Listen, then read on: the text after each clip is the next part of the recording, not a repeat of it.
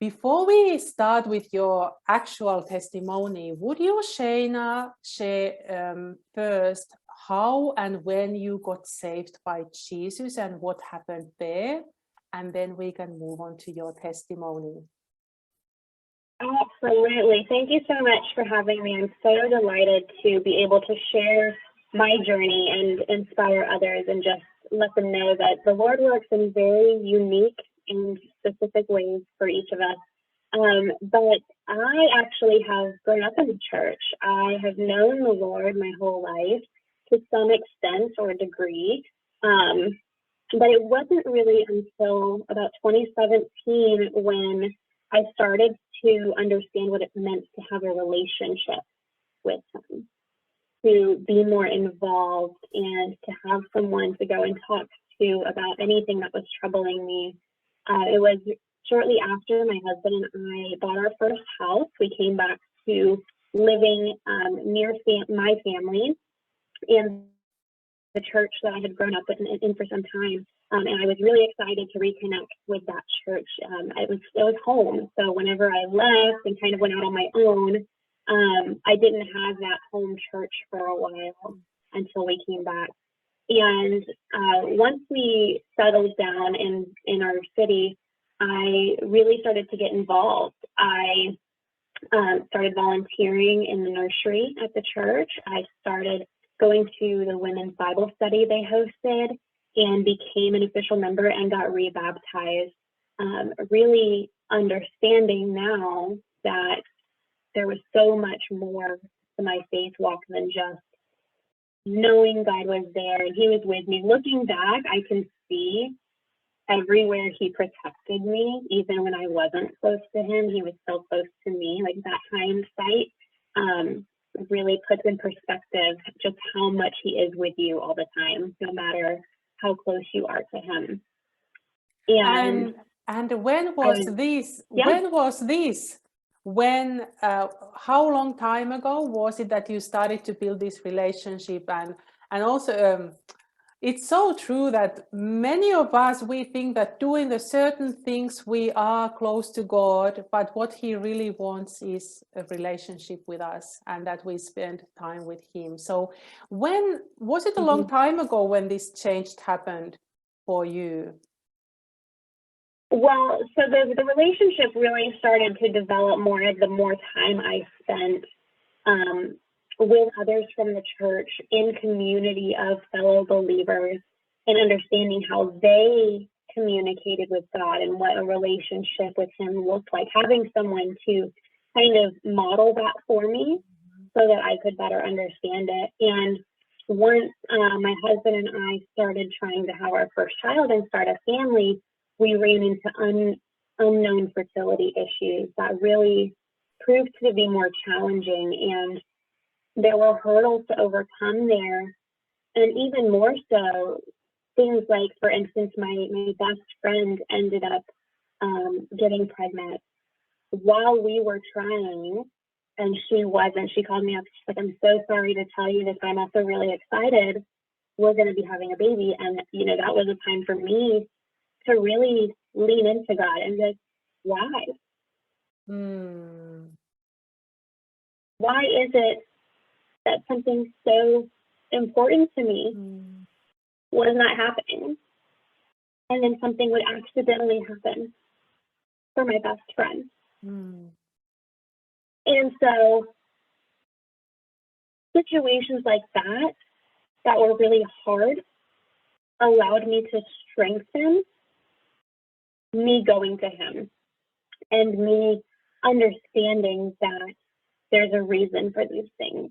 There's a reason that every situation in our life plays out the way it does. And so that was the very first instance, I think, of me learning to just take things to Him and accept that His timeline is going to be better than mine. And just knowing and trusting that whatever it is that He had planned for us that I didn't know about yet was going to be good. And this is such a great reminder to me as well, and I would guess to all of us. I think we all have unfulfilled dreams and desires. And we wonder, why is it not happening to us, even though everyone else seems to have it already? And look, I am in this situation as well myself, regarding an important theme in my life. And this is such a great reminder, Shaina. Thank you so much for bringing us to our attention. Nothing is a coincidence, so we needed to hear that. And also what I love, what you said about that relationship building, like at least for me, and I would say probably for most of us in the Western society, which is such an individualistic society, when I hear and think about building a relationship with the Lord, I see immediately an image in my mind that I am seeking him. I am spending time with him, which is true, right? Which is absolutely necessary. But I find it so great and important that you brought to the picture also the community, that we do and learn to do it through the fellowship with other believers. That it's not just about us individually, which is important, but we need that fellowship. And I lacked that myself for a long time. And now when I have it, now I see the difference as well. So the importance of community, the right kind of a community is so important. Absolutely. Having fellow believers, whether they're ahead of you in their faith walk or they're just starting, like, there's so much to absorb in as far as learning and understanding what it can look like to deepen your relationship with God. I just went through 6 months of mindset coaching with a woman who is a licensed therapist, but also a biblical wealth and mindset coach. And that, like, even deepened my relationship with God more, because she taught me different ways I could connect with him that I hadn't known before. And had I not partnered with someone that was a little farther along in their journey, I wouldn't know how deep my relationship with God could go. So community is everything, and it's the Bible tells us to do everything in community. We don't just live in community. We don't just do work in community, but business in community, family, the family unit, everything. And that includes deepening our relationship with him. Yes. Yes. So then when you were having this challenging time, you were trying to have your first child, and then I remember from our previous chat that also some other challenges happened at the same time about a year ago. Would you like to share a little bit more about what was going on there, and how your faith and the strength of the Lord helped you overcome those situations? Oh, absolutely. Yes. So when we were able to have our first child, I was still in a traditional corporate 9-to-5 type of job. I worked as a corporate accountant, and I really did struggle a lot with the idea of having to leave my son with family or with someone else. I didn't get to watch him grow up, and that was really hard for me. And when COVID hit, they actually sent us home to work remotely. So I kept my job, but I was working from home, and I got to see my child more. But at the same time, I didn't, because they started to, my company started to view things as though you have all of your work with you at home, so you should be able to do work whenever we need. There was a lot of boundary crossing, which led to me just growing more and more unhappy with the situation. And I ended up learning about freelance work and starting my own business and trying to get something off the ground that would allow me the time freedom to come home and still support our family. So I started that business, and we ended up getting pregnant with our second child. So by the miracle of God, my womb was healed, I would say, because for my first, we tried a lot. We had to have medical intervention, and the second we did not. So that Glory was to a God. huge celebration all on its own. Amen. And so I was really working to find a way to leave my job before the baby was born, or before any undue stress would cause any complications with my pregnancy. Yeah. And as I was working towards this goal, the goal was really to leave my company by December of 2020. That's kind of the time frame we're at right now. I didn't have the number of clients I needed or the financial income to justify leaving that space yet. And so, me sitting in my timeline, man, I missed this goal. I'm going to have to stay at my job. Well, March of 2021 rolls around, and I get a phone call from a higher up in the company saying that my position was going to be eliminated. And as of June, I would no longer be employed with them, but they are giving me a severance package to compensate me. So not only did I miss my personal timeline and deadline of wanting to leave the company and put in my 2 weeks notice unpaid, God was like, you trusted me with this and you continued to pursue it. Here's your out with financial compensation. So you're provided for, and you won't have to be here anymore. You can start shifting into being home full time. So I cried like the happiest tears ever when I got that phone call. I was elated. I was so excited to have these prayers answered, to be able to provide for my family and come home from this corporate job. But what I didn't know at the time was that God already knew what was coming and why I needed to be out of that job. So I wrapped up my employment there in June of 2021, and in July, we got hit really hard as a family in that my mother-in-law got sick, and she had to go to the hospital and be admitted to the hospital. And while she was there, she was the primary caretaker for her mom, who was almost 90. She had early onset dementia. She was a fall risk, and she needed a lot of personal care and attention. But her daughter was in the hospital, so we took her in. We took in my husband's family and became caregivers to an elderly family member. We had a 2-year-old toddler at home that was running around like crazy, and I was about 36 weeks pregnant. So my husband's working out of the house to help provide for us. I'm trying to manage caretaking for an infant and elderly and my pregnant self. And that went on for about 2 weeks. We were trying to navigate that situation. And I just know that had I been in my day job still, had I been in my corporate job, we wouldn't have been able to navigate that as seamlessly as we did, because I wouldn't have had the capacity to show up for my family the way they needed me to at the time.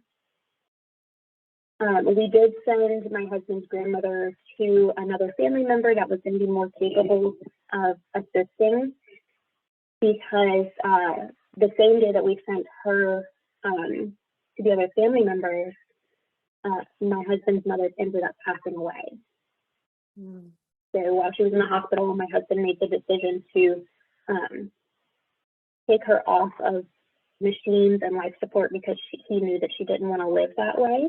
And once that decision was made, she fairly quickly said, thank you, and I'm done being on this side of her, on this side of heaven. And she left us. And then 3 days after she passed, our baby was born. So in the span of 3 weeks, we became caretakers to elderly family, to having the loss of a parent, to bringing a new life into this world. It was a very emotionally charged time. It was I a can very only overwhelming imagine. time. Yeah, yeah. And like even looking back into the days that I journaled about it, or the days shortly after when we came home from the hospital, there was nothing but gratitude in my journal for how God showed up and provided during that time, how he eliminated and reduced the stress because I was able to take it to him and just say, I know that whatever's going on here, you're working out for us and you have a reason for it going this way. And honestly, like even with my husband's mother passing, he's an only child. So her estate was left to us. So our family is continuing to be provided for. So I have not had to go back to finding work during this time and this season. And it's been a year now. We've been provided for a full 12 months plus, because that was last July. So, just having provision for our family so that I can stay home and help raise our children without having to put them in school right now and pay for childcare because those prices are astronomical. And I can continue to show up and support my husband as he navigated handling his mother's estate and learning what all that was, because you don't know what is involved in taking care of someone's affairs once they pass unless you've done it before. It's a very time-consuming process, and there's a lot of unknowns and a lot of questions. And then just navigating through all of that at once really required a level of attention and time and peace and patience that was not going to be possible if I didn't lean into God and understand what it was that he was trying to do here and how he was able to show up for us, even in the midst of all of this stuff going on that seemed chaotic. Being able to pray over my husband and just helping him navigate and find understanding in what he was dealing with was beyond cool and comforting to know that I could just take it to God and he'd help handle it. Did you also get support from the church community to that? Did you also lean towards them at that time, or was it more your personal relationship with God? During that time, I leaned a lot into my personal relationship with God and some of the relationships I had built within the church.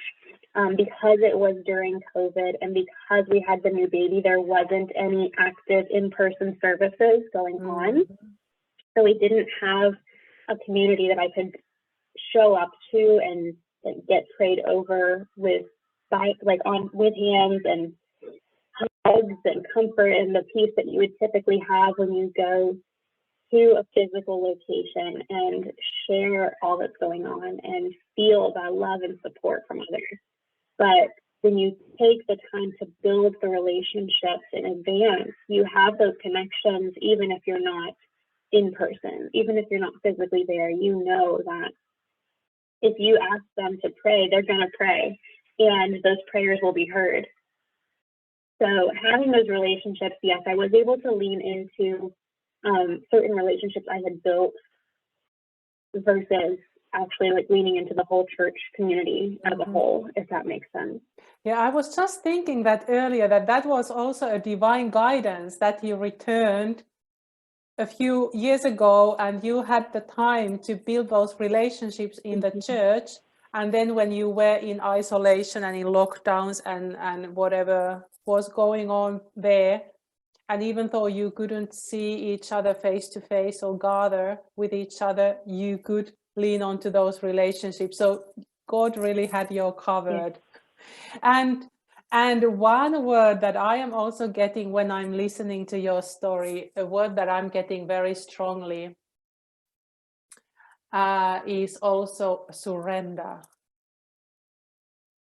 There's been a lot of surrender over the last year or two.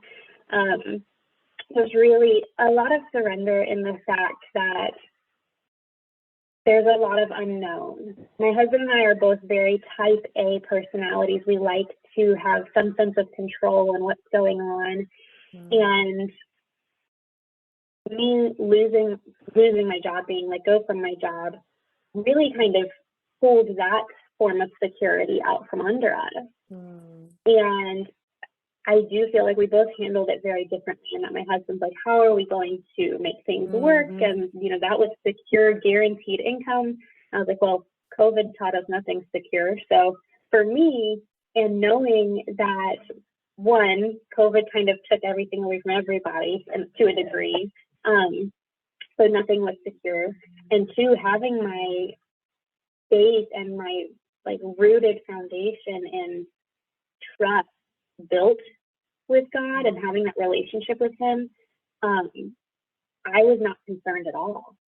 I was like, this is fantastic. I don't know what it's going to look like, but I have no concerns about it because I know that he's going to provide for us. I already have that level of faith and trust built. I've spent the last few years building it, but I have something to lean into during this time. Because if I didn't have it, honestly, I probably would not have handled it. So I don't want to say like carefree or nonchalantly, but like so calmly. I wouldn't have handled it in a way of having peace around the things that are going on, and not only that, but a gratitude for the things going on around us, and me being able to show up and have the time freedom to now do that, and gratitude knowing that we're provided for still. It's going to look different for sure, but we're still covered. So you were able to, all that time, you were able to really trust that God has his hand in it all, that you could just rest in him and rely on him. There were no moments of doubt at all? Not at that time, no. Don't get me wrong, like I have had to address those concerns since then, like since all that happened, because whenever all of that happened, I was resting in the fact that at that time, I had my severance package from my job that was going to provide for the income that I was now missing. And then we have the estate that my mother-in-law left for us too. So once in a while, since then, I've, you know, had to go to the Lord and say, hey, you know, you've called me to this business that I'm trying to grow, and I'm so grateful you've given me the time freedom to both be with my family and grow this business. But it's not where I thought it would be. So can you enlighten me as to the plans for it? Because I might need to start getting concerned. I might need to consider going back to work. Is that what you want me to do? So there's definitely been moments and instances where those thoughts and fears have crept in. But even with the work I did with this higher level coach and understanding that fear is from the enemy, and if we are truly living in our spirit as being one with God, because we have our body, our soul, and our spirit. If we can live in and inhabit our spirit more often than we are with soul or body, then we understand that there's no such thing as fear, because spirit has nothing to fear. Fear is from the enemy. Fear doesn't exist with God. He knows exactly what's going on. So just realigning myself with that reality of, if I'm going to live in the presence of God and be one with him, I don't need to fear. I just need to continue trusting. This is very high level work we did. So I totally understand if something that seems a little more challenging to grasp for some of the people I talk to, just because fear is so prevalent in everything we do in life, and just being earthly human beings. Fear is natural, and it shows up in so many different ways. So to say, yeah, well, I know fear is from the enemy and I don't need to deal with it anymore because I live with the spirit and I operate with spirit, that's sometimes a hard reality to to keep in check. Fear tries to creep in any way it can. So when I do come across those instances and thoughts and I can feel them creeping in, it's really a matter of just handing it back to him and saying, I know this isn't from you, but can you enlighten me as to what the plan is so I can ignore these feelings and concerns? So I have a way to overcome them and take them on. That's really where I've been now, since that time. So it's, I love these messages that you are bringing over, because, so it's really definitely not about pretending that we don't have any fears or concerns, but when we have them, because we are humans, bringing them all to the Lord without fail, bringing them all to the Lord. Because what you are saying, it also reminds me that I still too often try to carry the fear myself and just push through and deal with it, instead of just bringing it to the Lord, bringing it to the Lord, bringing it to the Lord.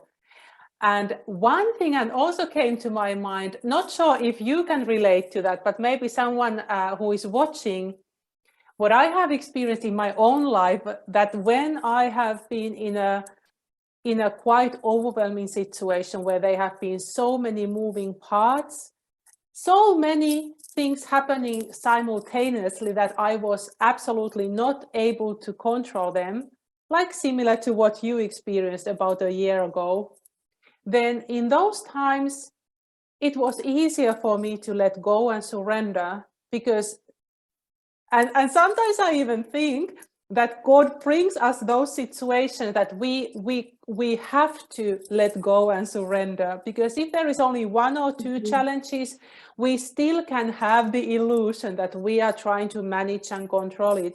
But when he brings in so many things at once, then we just are like, okay.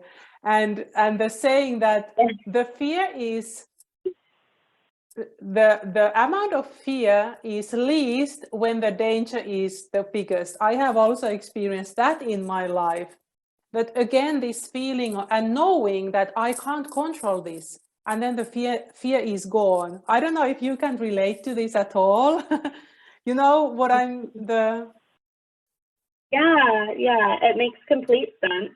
And really and truly, sometimes it's a matter of we want to hold on so tightly to the situation and trying to control it. And one, we have to understand that really and truly, God just lets us think we're in control, but He's kind of already got it all mapped out, and He knows what's going to happen. So He's the one controlling all of that, right? So He lets us think we're in control, but when He really wants to drive home a point of you understanding that you're not in control, yes, He's going to bombard you and overwhelm you, so you can. He almost forces your hand to relinquish that control and just let Him show you what He's capable of doing if you would let Him. Yeah. He's like, I want to do this for you, but you're so adamant about controlling the situation. Like, just stop. Yeah. And of course it makes sense, because He wants the glory, and if we control and we manage the situation, He won't get the glory. And if we are not put into those situations where we have to rely on Him completely, then it is Him. He is doing it anyway. But when we think that we are controlling something, then we think that we are doing it. So it makes complete sense. So before we start wrapping up this beautiful, amazing conversation, would you like to share a little bit about what has happened with your business since the end of 2020 that you mentioned? You mentioned it earlier, and then after that, many things have happened. You have been laid off, happily laid off from your job, and many things have happened. So I think also others are interested in hearing what has happened with your business, because that was also something that you were wanting to birth and grow, following God's guidance. Yes, my business definitely was navigated quite a bit by the Lord, and where I am now is definitely not where I started, but I'm so grateful to where He's brought me now, because it's a space of really living in this burning passion and desire that I have that I can't help but do anyway. So I'm really grateful that He kind of opened my eyes and enlightened me as to how to make it a business so I can serve and just fill my cup by serving. So it's not that I'm depleting myself anymore. And what He has me doing now is showing up as a focus and empowerment coach for women that are really looking to understand more of what they're capable of when they partner with God and they start utilizing a godly support system to make a kingdom impact. You know, we're capable of so much more than we realize because we rely so heavily on our body and our soul and less so on the spirit. But spirit can do anything. The more we can lean into that, the more we can unlock that, the more we feel empowered to sit and operate in that space, the more we're going to be able to do. And it's just my absolute delight to show up for women now and really help them with accountability and setting goals and saying, this is what I want to work towards. How do I make that happen? And then just checking in and saying, hey, were you able to do that? Did you come up against any roadblocks, any fears or lies from the enemy that we need to talk through right now? Do you need someone to pray alongside you and just support you on this journey? That's really where God has positioned me now. And I do feel like He's utilized so much of this journey He's taken me through to help me understand how to better support women that are going through something similar or that are coming up against these types of obstacles in the midst of trying to create their own business or pursue these other goals that they have. You know, when you're pursuing something that is so in alignment with your heart and where you feel God is calling you to, that is when the enemy's going to show up the most. That is when circumstances are going to get hard and you need community. You need people in your corner that are going to help champion you through it. And I just absolutely am honored and humbled that He's put me here. It's my delight. That's so awesome. And also when I was listening to, hearing what you are doing in your business now, I could immediately see the connection to the story that you went through yourself a year ago in that time, where you often, God makes us do something ourselves first, and then we can help others with those tools that we have learned through that process. Most definitely. That is how He qualifies us. Yeah. Yes. Would you like to leave a final message for anyone watching this? Is there anything on your heart that the Holy Spirit is prompting you to share before we wrap up for today? Honestly, if I could share anything with anyone, it is just to recognize how unique and special you are and how the journey that God has you on is unique to you. There are others that have been through something similar that can help you along if you choose to seek out that community, if you choose to get the support, if you choose to lean into the resources God has given you, including Himself. You will absolutely make it through anything that's put in your path. It's really just a matter of having a strong faith and trust in God and understanding that He's created you to be capable of walking through it, and that's why you're on the journey.